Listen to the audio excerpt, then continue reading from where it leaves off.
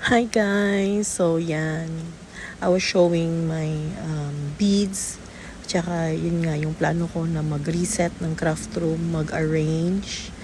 Yan, super GGP pa. Diyan yung dollhouse ni Chika. Yan yung mga 3Ds. Yan yung mga organizers na kailangan ko pang i-organize yung mga things na nandyan is mga brand new yan. So I was planning to challenge myself to video every bit of the experience of organizing and arranging all the beads. So sana, yan, nandyan pa yung car ni Chika at nandyan yung mga leather, ribbons, panggawa ng clips, at saka headbands, at saka yan. Yan yung plano ko na i-arrange dyan. So, tingnan natin. Wish me luck sa pag-arrange ng mga things na yan.